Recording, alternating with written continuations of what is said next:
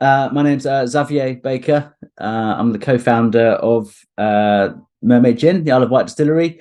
I've been very fortunate to have grown up within the trade, starting sort of washing up and waiting in a pub at the age of 14, then serving beers, then took a trainee brewer role on at Venter Brewery here on the Isle of Wight, a local brewery.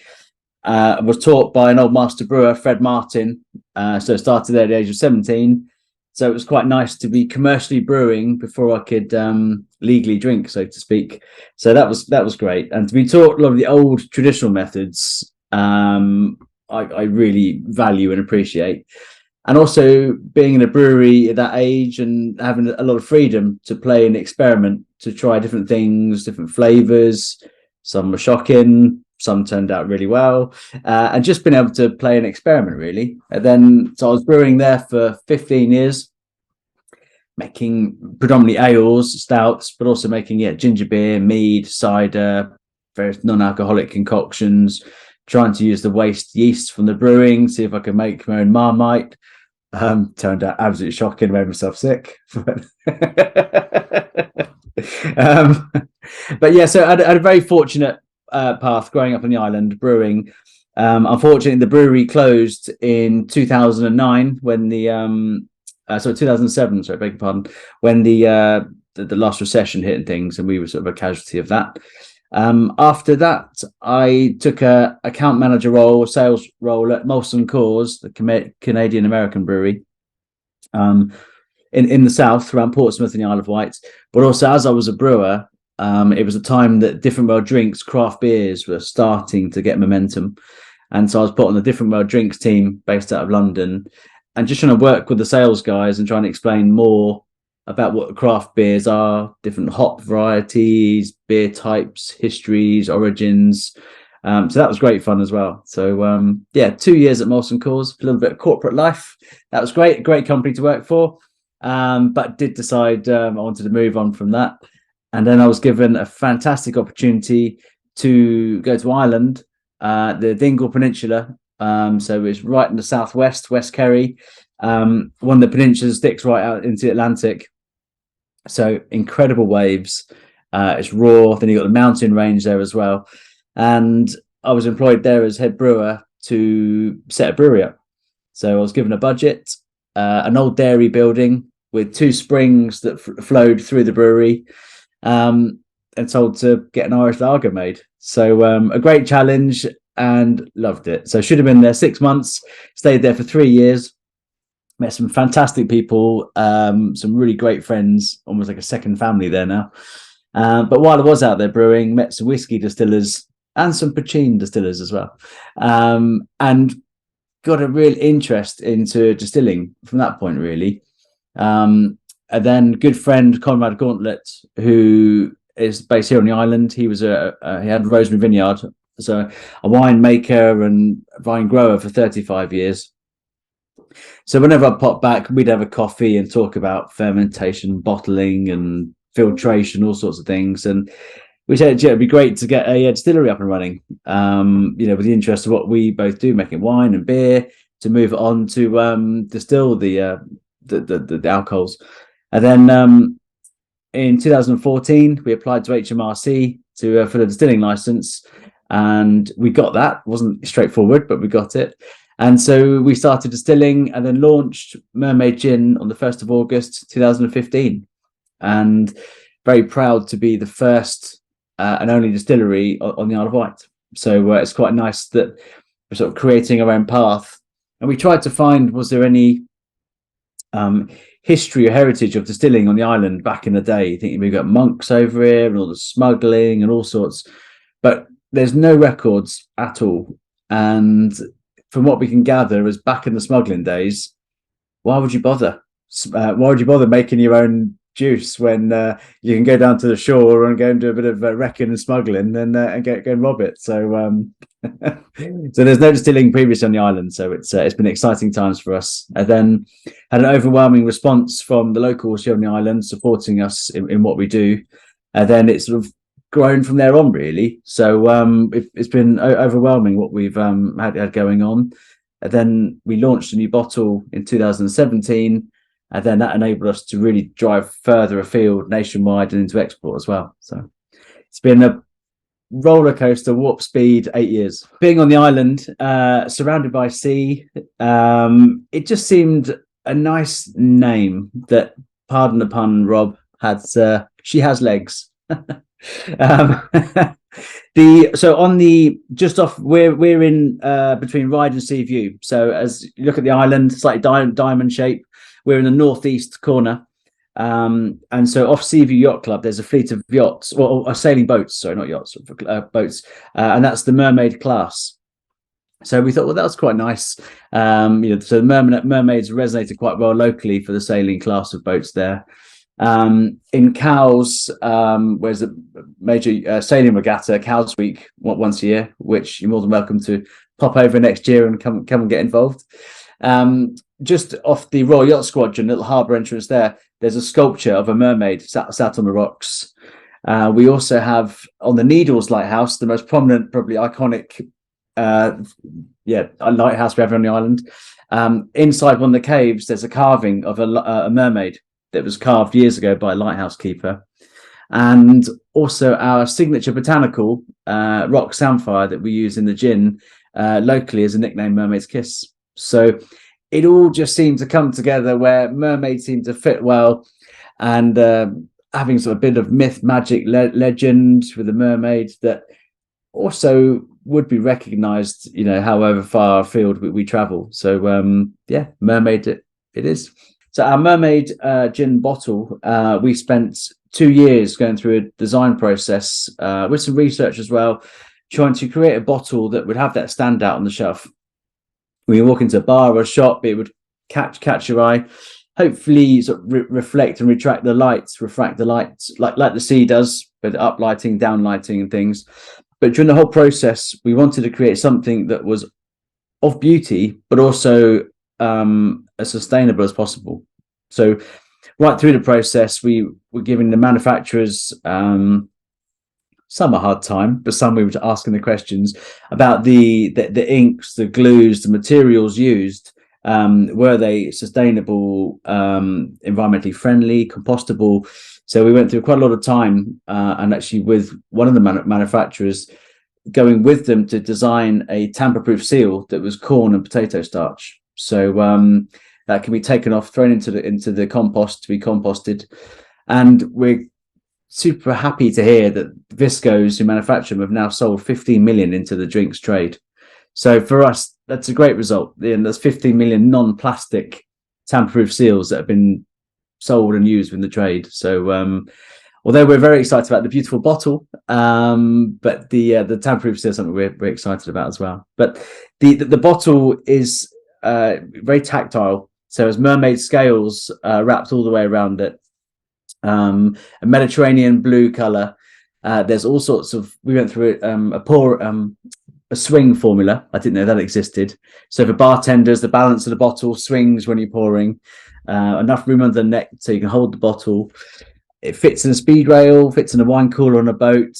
And the biggest thing that we're hugely proud of, really, is how many people are reusing the bottle, upcycling it, putting lights in it as a display at home, putting bars, putting candles in them, fresh flowers in them, chopping them in half to make lamps and lampshades and things.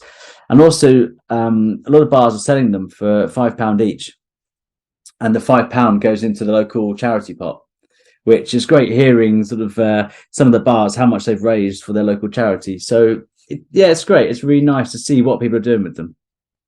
We launched Mermaid on 1st of August 2015, Christmas of 2015, Boxing Day, while sat down having a couple of Negronis. And I was thinking, Navy Strength, it'd be great to do a Navy Strength gin.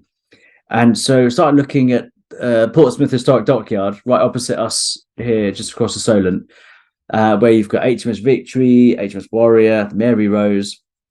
Looking at the website, and they go, oh, geez, it'd be great to make a gin oak aged. And I knew that Nelson was brought back in HMS Victory in a barrel.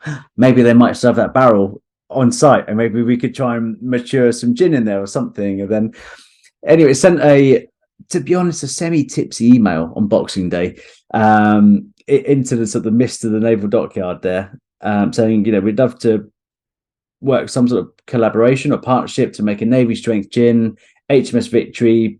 Could we have a chat? I actually forgot about it. And then middle of January, an email came back from Giles Gould, the partnerships director at the National Museum for Royal Navy, and said, we'd love to have a chat. We've been wanting to try and make a gin for ages. So Navy strength, 57%. I'm sure most people are aware, but just in case people aren't. So 57% is the magic number. So that's what makes it gunpowder proof or Navy strength. So back in the day when a lot of research was going on for medicine and science and everything else, they realized a spirit of 57% or above was volatile enough. If it got wet, they could, if the barrels leaked onto the gunpowder on board ship, it was volatile enough they could still fire the cannons. So that then became the test by the bursar on board ship. They roll the barrels on board, a little contraption, they'd pour some gunpowder on there, take a sample from the barrel, wet the gunpowder, ignite it. If it burnt vigorously, it was proof, 57%. If it didn't burn, it was underproof, and they'd roll the barrels back off ship. So that's where the word proof, and then overproof, and then Navy strength, 57% comes from there. So, and also the back in the day, it was legislation of the Navy that they all had to carry a quantity of gin on board for the officers. So it was gin for the officers, rum for the sailors, and also having that extra strength, 57%. It does help bring out some of those botanical flavors, and we find more of the citrusy, peppery notes on the gin come through at that higher strength as well. So it's been a great fun partnership with the National Museum for Royal Navy, and so it's given us a bit of kudos as well working with them. And 5% of all the bottles sold goes back to the ongoing restoration of HMS Victory, which she is still the flagship of the Admiralty and still in commission. Now, well, we launched the Mermaid Spiced Rum in the spring as well, and so that's hugely exciting for us because we're very much focused on gin. It has been some fun to sort of put our toe into the rum world, with a whole new array of rum cocktails, and that's an exciting category at this moment in time as well. So looking forward to see where that goes as well. It's something that we're very sort of proud of, really, and we're very fortunate. We've got an absolutely brilliant team. So there's 35 of us in the team at the moment, and we distill everything on site here at the distillery, which is basically it's an old pub between Ryde and Seaview. So everything's distilled. All the stills are here, so you can come on in, come and see the stills in action behind glass. Have a tasting board, bit of lunch, cocktail, bit of gin and tonic. We are hoping to relocate to a premises where we can get everything under one roof and have a much better visitors attraction and experience. But currently we've got the stills on site, and we have the bottling down the road, 5 minutes down the road, in a couple of warehouses.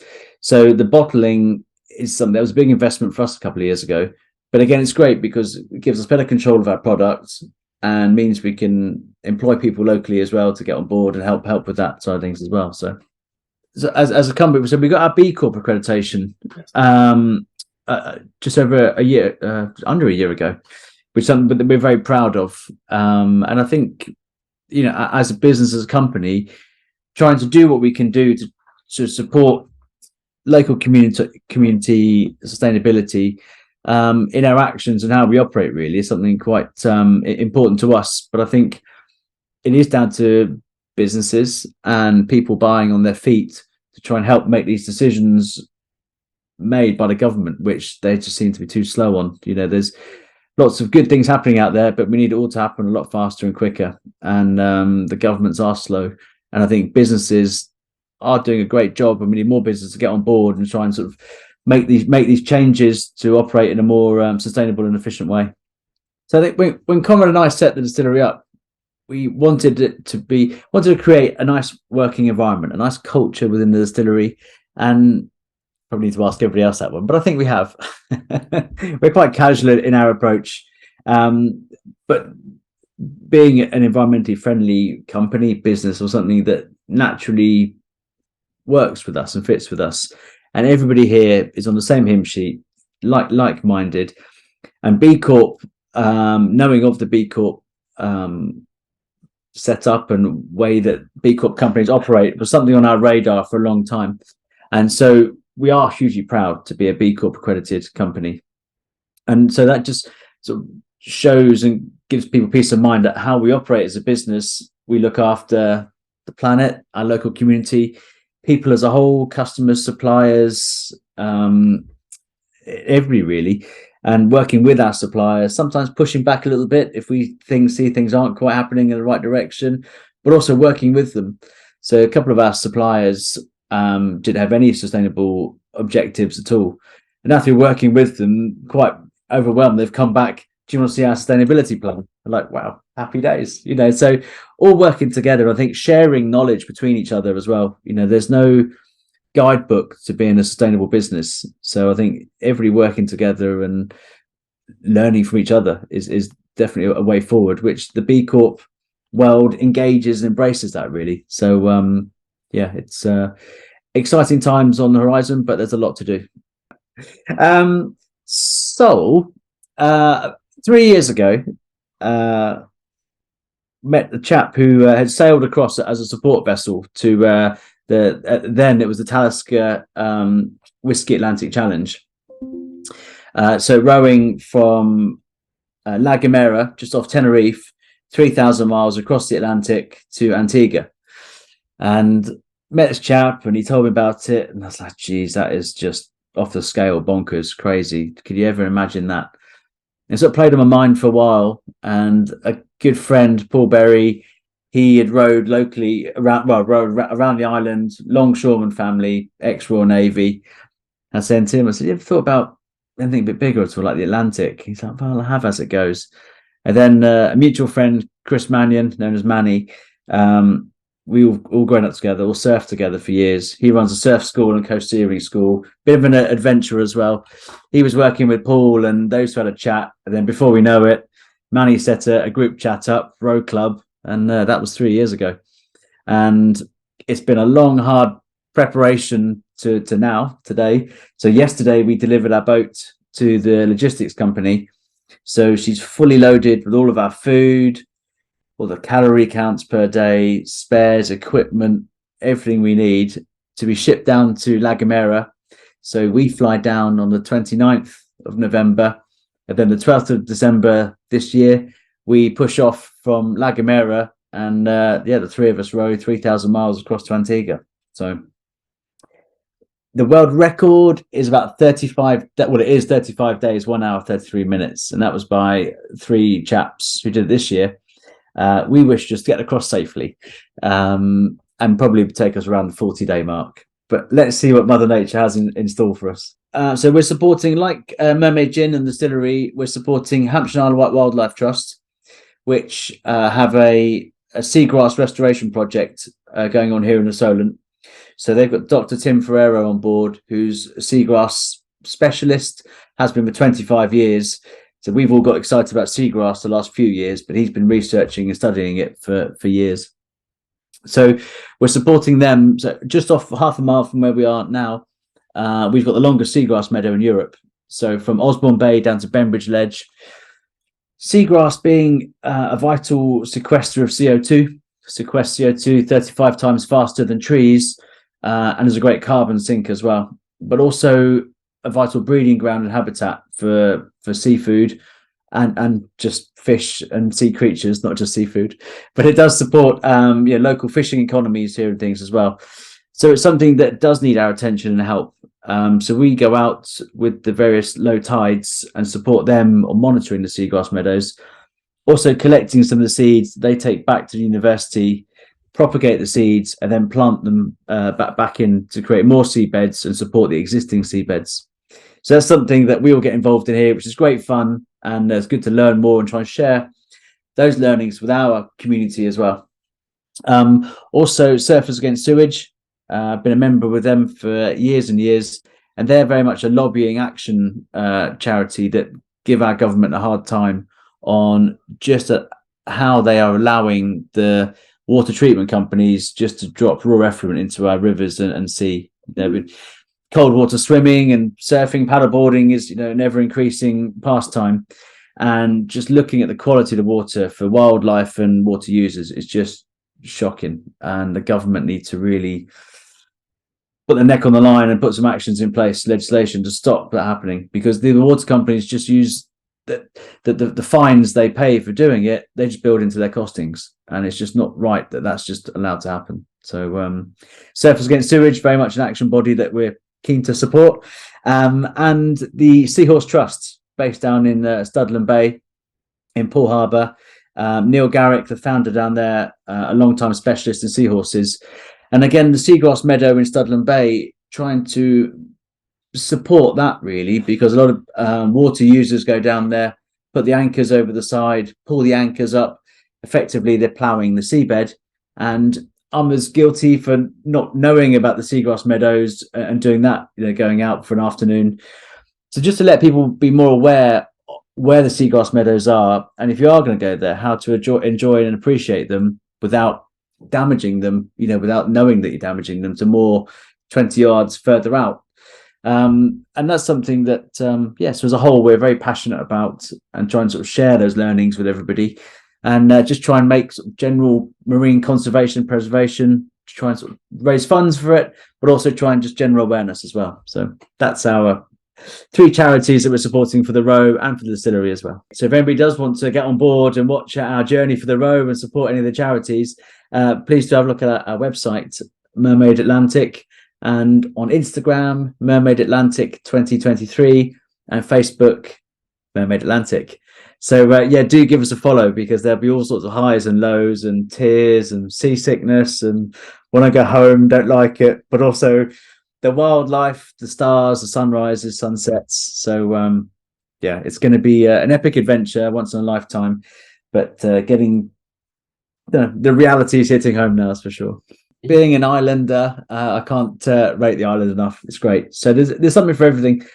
Something for everybody. Sorry. Once you get on the ferry, it's just great to get on the ferry. You feel like you're going to a new location. Then, I mean, I love Cornwall, but when you just drive for 4 hours or so, but actually getting on the ferry makes you stop for a minute, go upstairs, have a cup of tea, local beer, gin and tonic, and just look across at the island, the mainland, and things. And it's only a short ferry crossing. And then once you're on the island, the pace of life is just a bit slower, and everything just is a bit more manana. I live in Ventnor on the south side of the island, and plenty of times you don't get signal. You get no 4G. You end up picking up French radio. Your clock automatically moves forward an hour. It's like, but that's again a part of island life. We've got a fantastic coastline, loads of creeks. So for outdoor adventure, surfing, sailing, coast steering, snorkeling, swimming, or just sort of foraging. But then we've got plenty of countryside, the downlands as well, various creeks. So I said there's something for everybody: mountain biking, water sports, all sorts really. Great pubs, some great restaurants, and very fortunate that we've got a great sort of foodie gastro, some great chefs, growers, producers on the island as well. So it's quite nice. Everybody works with each other. So you go to the pubs or restaurants, and there'll be the local tomatoes, the cheese, the beer, the gin, all poured in. So it's, even for a cheeky weekend away, it's a great place. And summer and winter as well. Winter time, get togged up, go for a stomp, go to a nice pub, sat by the fire. So, as you can tell, I'm a great fan.